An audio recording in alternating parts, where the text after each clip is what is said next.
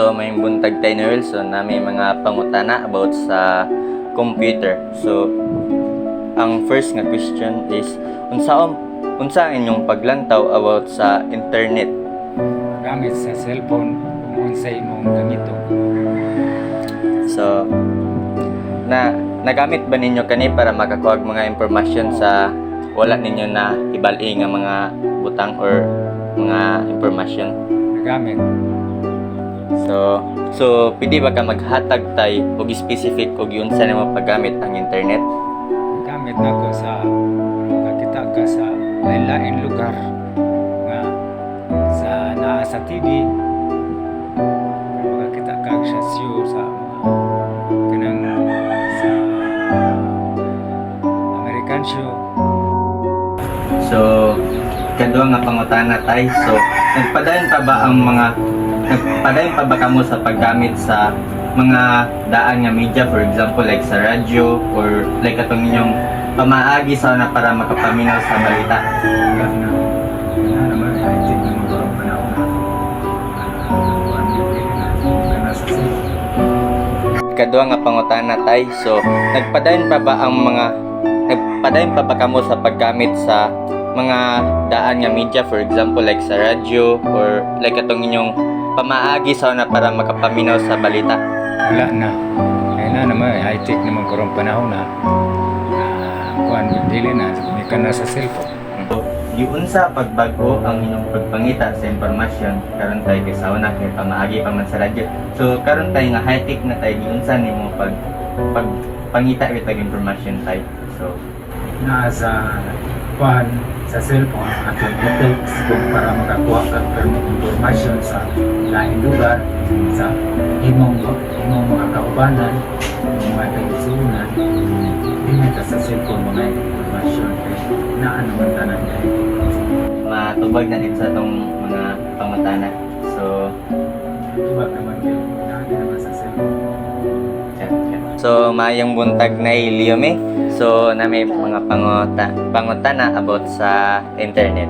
So una nga pangutana na is unsa ba inyong pagtan-aw patungod sa internet? Na wala gimi kabaluan na kay wala man tay internet, wala mo cellphone o wala na ko'y kasulti sa imo. So sa pagkuha nimo og impormasyon ay asa man kaga kuha og impormasyon like sa mga balita, Ang mga sa radyo, Radyo. TV. Ikadawa nga pangutana nay. So gagamit pa ba gihapon kamo sa mga karaang media? Oo. Siyempre, kay karaan mo tang tao, di magamit yapon ta. Kinakaan. So unsa pod nga mga media inyong ginagamit nay? Kanang balita sa radyo, balita sa TV, mana siya. Mananaw gid mi ana.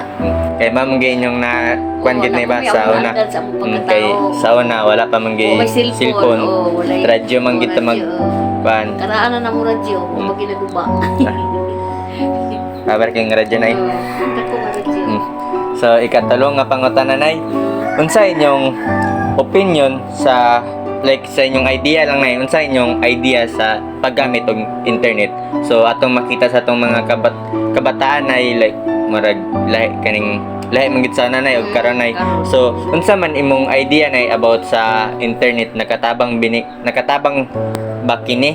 Katabang man sa mga bata pero usay labian sa mga labian sa pagdula o muna makadaot po silang utok kay nasubraan naman sila sa duwa na ng wifi. Manang Nabay wifi na sa mga tubang. matingala nang tasay. O matingala lang ta nga daghang mga bata dinhi mga tiguan na pod. Muna ako kasaw. Na-addict na sila. Dili na sa Oo. di wala na gigamit sa saktong pamaagi. Pamaagi o saktong pamaagi. So ikaapat nga pangutana nay. Uy, kinaganda eh. So para sa inyo nay, Mm. mas nadali ba ang paggamit sa internet sa pagpangitag impormasyon? Like sa imong own idea lang gyapon ay. Kabalum tanay nga wala gid Gamit man talaga. Kanang dili dinauta kanang minayo ba nga paggamit nga makatawa ka sa laing kuan kanang mga tao. sa tong Sa atong komunidad sa bala. tiyan. Wala siya, makatabang po ni wifi. Nakita kayo, matadaanan lagi kay Montay cellphone. Mabinar po ko sa mga kabataan nga muna. Og unsay natabo sa atong kalibutan karon. So para sa inyo anay, mas napadali ba ang paggamit sa internet kaysa sinaunang paggamit sa radyo or sa television? Like, mas napadali ba itong pagkuha sa mga impormasyon? Oo, mas matali ginawa ang kayo. Sabi nga kung nakapunik ka sa wifi, okay sa radyo, sayo, may battery na, wala sa. Wala tayong makuhanan o impormasyon. Yan, delay pa. Radyo baktas. Like, unsa man ang inyong pagtanaw sa mga library nga high-tech naman karon? Unsa man ang imong idea about sa library karon na Okay, mag-iapon lang na library.